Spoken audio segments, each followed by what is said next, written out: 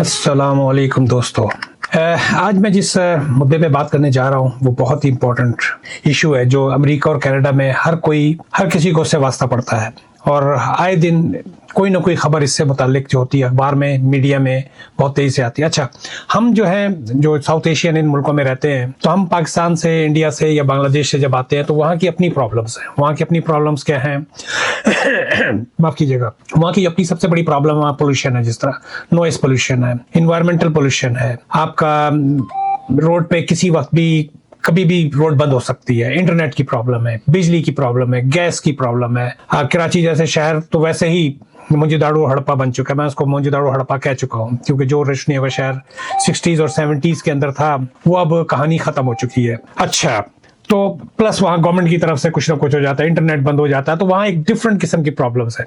उसके बावजूद वहाँ भी क्राइम होते हैं, डकैती के क्राइम्स होते हैं या इस तरह के क्राइम होते हैं, मर्डर वगैरह, मैस मर्डर हो गया, या फिर अब फिरकावारियत की जंग शुरू हो गई, जिस तरह भी इस्लामाबाद के अंदर एक बहुत बड़ा हादसा हुआ था, या पीछे 9 मई का हादसा हुआ, या डिफरेंट वो है। मैं ज्यादा उस डिटेल में। अच्छा, जब हम इस मुल्क में आते हैं, इन मुल्कों में आते हैं, तो यहाँ की जो प्रॉब्लम ये वो जितनी भी प्रॉब्लम, यहाँ गैस भी है, पानी भी है, बिजली भी है, कानून भी काफी हद तक उन मुल्कों से बहुत अच्छा है। पुलिस यहाँ पर या फायर वाले जो है, जिस तरह भी वहां पर गिल प्लाजा, कौन सा था वो, गुल अहमद प्लाजा या वरेवर, कराची के अंदर जो था, तो 2 घंटे बाद पता लगा कि वो फायर ट्रक्स वगैरह आए और इस तरह की उनको वो मिली और लोग अंदर ही जल चला गए। अल्लाह माफ करे, ऐसा ना हो, किसी के साथ भी ना हो।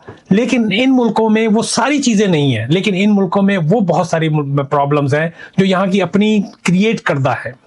जबकि ये G7 के अंदर दोनों मुल्क आते हैं, मुआशी तौर पे बहुत तरक्की की हुई है। अमेरिका का मामला कर लें तो वो पूरी दुनिया में हुकूमत करने के चक्कर में है, लेकिन उसका अपना बैकयार्ड बहुत ज्यादा जो है गंदा है। उसने अपने बैकयार्ड की कभी सफाई नहीं की। बैकयार्ड से मुराद है फ्रंट यार्ड पे, तो वो पूरी दुनिया में फिर रहा है, लेकिन उसके अपने मुल्क के अंदर जो ड्रग के इश्यूज है, मैस शूटिंग की प्रॉब्लम्स हैं। तो मैं आज इन 2 बातों पर जो यहाँ इन मुल्कों में जो हो रही हैं, जहाँ जो एक ज़हनी लोचा है लोगों के अंदर, डिप्रेशन है, होमलेसनेस है, ड्रग के इश्यूज है, और ये दोनों चीजें जो है साथ साथ बढ़ रही हैं। चले अब आगे बढ़ते हैं। एक तरफ जो है ड्रग क्राइसिस सीरियस है और एक तरफ होमलेस लोग जो है, अगर आप होमलेस लोग ड्रग का अगर देखें, मैं आगे डिटेल में बताऊंगा कि ड्रग किन किन इलाकों में कहाँ कहाँ पर कितनी ज्यादा हो चुकी है यहाँ पर, और अब तो बहुत ही ज्यादा हो गई है जब से इन्होंने जस्टिन ट्रूडो ने इसको लीगलाइज किया, मारवाना वगैरह को, जो ये कैनबीस के जगह जगह स्टोर खुले हैं। इस नजरिए से था कि हो सकता है कि भाई लोग सुधर जाएंगे या लोग कम हो जाएंगे और स्ट्रीट से ड्रग नहीं खरीदेंगे, उससे ज्यादा प्रॉब्लम्स हो गई। अच्छा, और एट द सेम टाइम जो यहाँ ये प्रॉब्लम्स हैं, उसके साथ साथ यहाँ पर स्कूल के अंदर सीरियस, अमेरिका के अंदर जो है, मैं पूरी लिस्ट आखिर में अगर मुझे मौका मिला तो मैं दूंगा कि कितनी शूटिंग्स अब तक स्कूल में वहां हो चुकी हैं, कितनी वहां पर कनाडा के अंदर चर्च में शूटिंग्स हो चुकी हैं, मसाजिद में, जिस तरह मॉन्ट्रियल में एक हादसा हुआ था, और on the top of everything यहाँ पर फैमिली मर्डर केसेस है। फैमिली मर्डर केसेस में अभी जिस तरह वैंकूवर में एक हादसा हुआ है, इससे पहले एक 14-15 साल का पबजी खेलते हुए या कौन सी वीडियो गेम वगैरह थी, उसने वो बांग्लादेश की फैमिली थी और उसने अपनी माँ को, माँ बाप और बहन, इन तीनों को मार दिया था। तो क्या ये सब आपस में जुड़े हुए हैं? क्या हम जज्बात में आकर गलत नतीजा निकाल रहे हैं इस सेंस में कि क्या इससे ये सारी चीजें ड्रग रिलेटेड है, कि उसकी वजह से यहाँ पर, जिस तरह मैंने पहले जिक्र किया था कि यहाँ पर वो प्रॉब्लम्स नहीं है जो ईस्ट के अंदर है, जो हमारे बांग्लादेश में है, जो इंडिया में है, पाकिस्तान में है, लेकिन यहाँ पर घरेलू तौर पे जो जवान नस्ल खसूसी तौर पे, जिसके लिए जो मेरी वीडियो बनाने का मकसद है, सॉरी भैया थोड़ा आराम से बैठ जाओ, आज सुबह से बैठा हुआ इस कुर्सी के ऊपर। अच्छा, खुशी तौर पे जो टीनेजर्स हैं और ये जो मिडिल एज के लोग हैं, मिडिल एज से मुराद मैं लूंगा जो 20 से 30, वैसे तो मिडिल एज कुछ और होती है, 30 या 40 के बाद होती है, लेकिन ये जो ज़हनी वो चल रहा है, ज़हनी क्राइसिस जो है, डिप्रेशन जो है, ये टीन्स के अंदर, और ये जो अप टू 35 के बाद जाके कहीं मैच्योर होना शुरू होता है, जो लोनलीनेस है, जो घरों में बंद है, जो घर में पेरेंट्स से बात नहीं करते हैं। तो मैं उसके ऊपर जो है ना एक डिटेल से कि सोसाइटी क्या डाटा है और सोसाइटी में क्या चल रहा है और हकीकत क्या है। चले अब बात करते हैं आगे।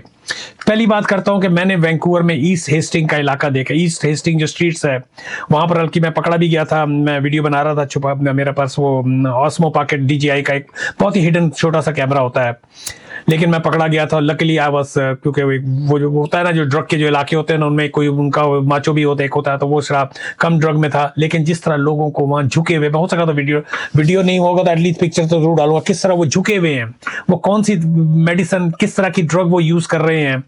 इसी तरह आपको यहाँ पर हमारे जो अच्छा ही वो जो वैंकूवर का इलाका है वो डाउनटाउन में ईस्ट साइड का इलाका कहलाता है। और यहाँ पर जो वो दवाई यूज की जाती है, ये पता नहीं क्या मैं उसे दवाई कहूंगा, ड्रग कहूंगा, क्या कहूंगा, फेंटेनाइल मैंने लिखा था उसको, मुझे सही तरीके से पढ़ा नहीं जा रहा है, fentanyl, I can even pronounce it, opiate. और वो ड्रग के जो इंजेक्शन, जगह जगह वो इंजेक्शन पड़े हुए थे। वो पूरी एक गली जो थी, जो चाइना टाउन से जरा सा आगे जाए तो वहां पर वो स्ट्रीट है, वो देख के आई वाज सरप्राइज, जबकि मेरी बेटी ने मुझे मना किया था वहां पर ना जाए, पिटाई हो जाएगी आपकी, वो बहुत ही गंदा इलाका है। लेकिन आपको तो पता है कि यूट्यूब वालों को कीड़ा होता है, तो मैं वहां पर गया था, देख के मुझे बहुत तरस आया था। ये वो है जहां आने के लिए लोग, मैं वहां पर लोगों से अक्सर जिक्र भी किया कर रहा था कि ये वो मुल्क है जहां आने के लिए पूरा बांग्लादेश, पूरा इंडिया, पूरा पाकिस्तान जो उठ के आने के लिए तैयार है। और 40,000 50,000 डॉलर दे के, उस जमाने में अलामाइये का जमाना भी चल रहा था, दे के आने के लिए। और जो यहाँ के बॉर्न सिटीजन है उनकी क्या कंडीशन थी, आई कैन इवन एक्सप्लेन। अच्छा, तो यहाँ जो ज्यादातर लोग हैं वो बेघर है, जहनी मरीज हैं या नशे के आदी हैं। लेकिन यहाँ पर जो अहम बात है ना, ये लोग ज्यादातर खुद को नुकसान पहुंचाते हैं, दूसरों पर ये लोग फायरिंग वायरिंग नहीं करते, ये खुद ही खड़े हो जाएं। वो दो अजीब और गरीब अंदाज से, मुझे हो सका था मैं उसके क्या नाम इमेजेस डालूंगा, तो ये दूसरों पर फायरिंग वगैरह नहीं करते।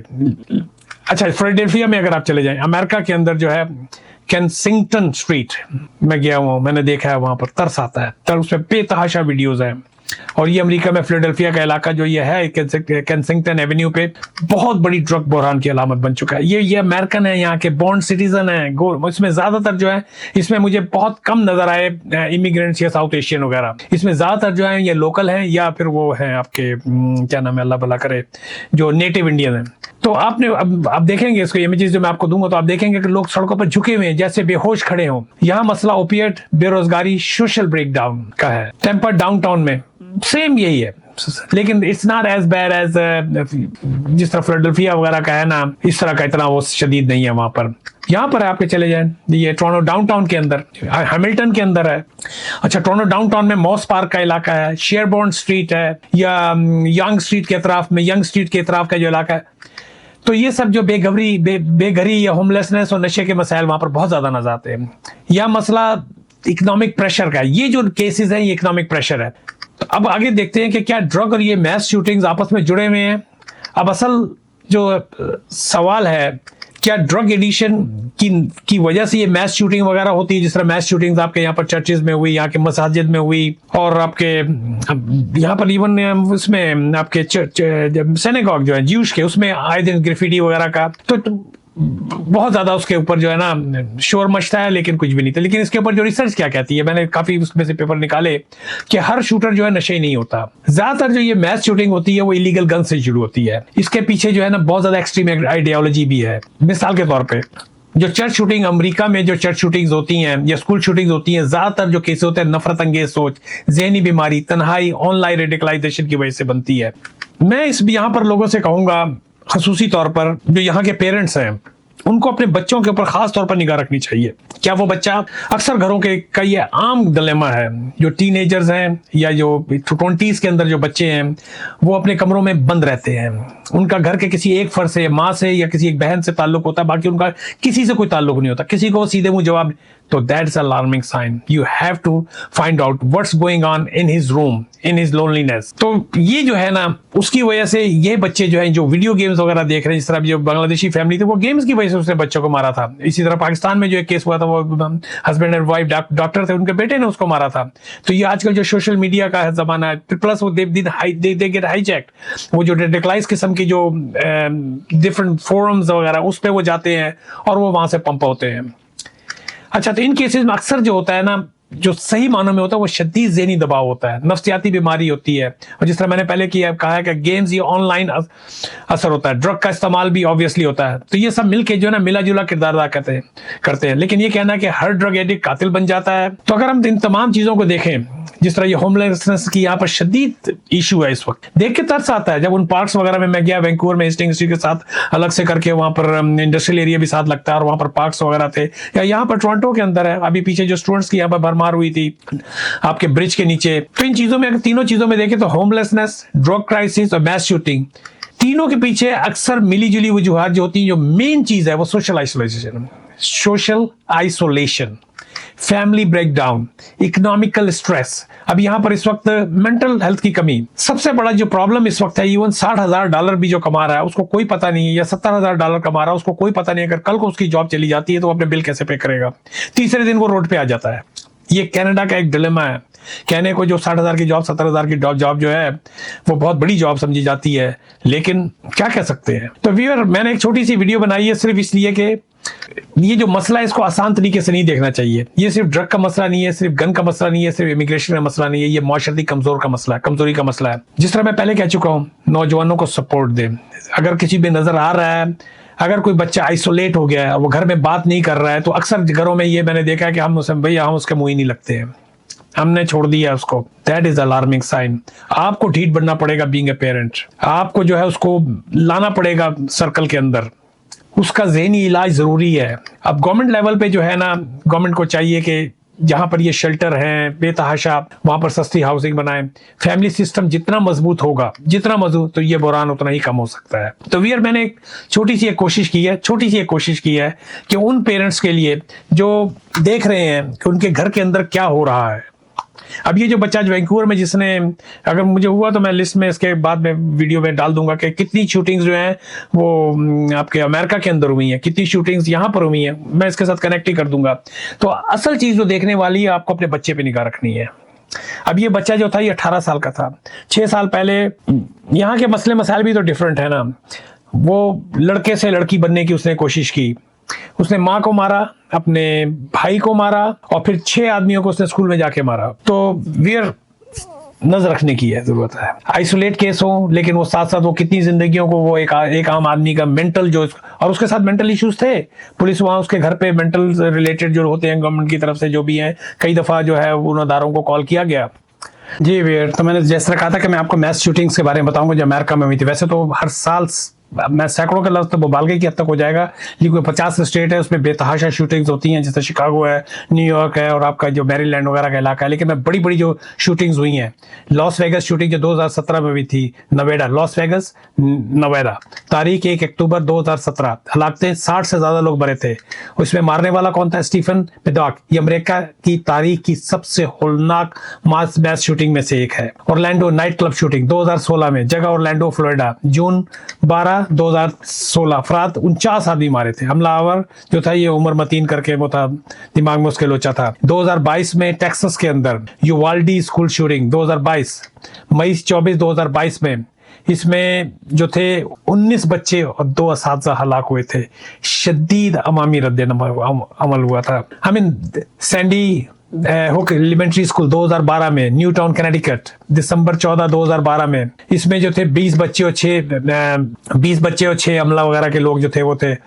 इसके ऊपर बहुत शोर बचा था, बहुत आए दिन उसके ऊपर डिबेट होती रहती थी कि अमेरिकन गन कॉनिन के ऊपर। तो दीज आर अच्छा। इसी तरह एक और 2013 में फ्लोरिडा के अंदर हुई थी, जो 14 फरवरी 2017 आदमी इसमें मरे थे। बफलो सुपरमार्केट में 2022 में हुई थी। न्यूयॉर्क में 14 मई 2022 में 10 आदमी मरे थे, नस्ली बुनियाद पर हमला हुआ था, ब्लैक एंड व्हाइट। अच्छा, कनाडा की मैं आपको थोड़ी सी शूटिंग के बारे में बताता हूं। 2020 में नोवा स्कोशिया शूटिंग हुई थी। नोवा स्कोशिया ये अप्रैल 2020 में हुई थी, उसमें 22 आदमी मरे थे, और ये कनाडा की तारीख की सबसे बड़ी शूटिंग थी।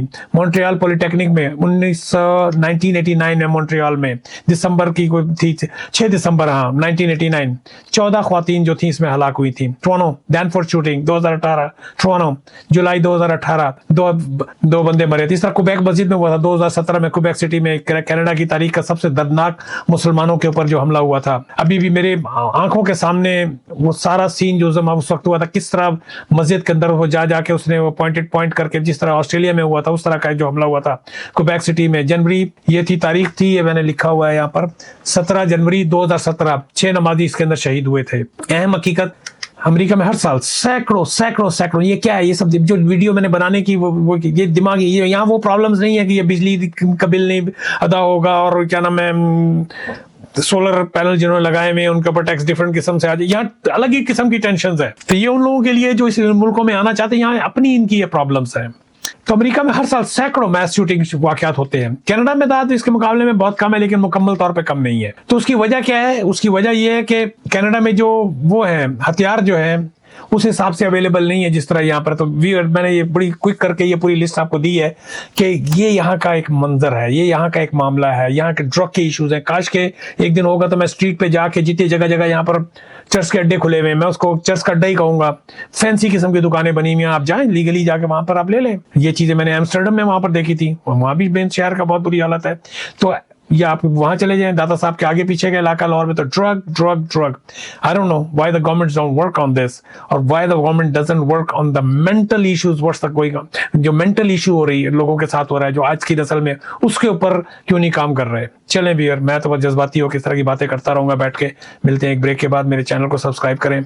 और आखिर में मेरा एक ही मैसेज होता है, किसी को घर खरीदना हो, बेचना हो, कोई भी कमर्शियल हो, लीज हो, उसके लिए मुझसे कॉन्टैक्ट कर सकता है। मेरे यूट्यूब के पेज को, मेरा कैनेडियन रोड ट्रैकर पे फेसबुक पेज है, खालिद उस्मानी के नाम से पेज है, उसमें मैं वक्तन फवक्तन इस तरह की वीडियोस स्टोरी में रील में डालता रहता हूँ। प्लीज उसको फॉलो करें। मिलते हैं एक ब्रेक के बाद।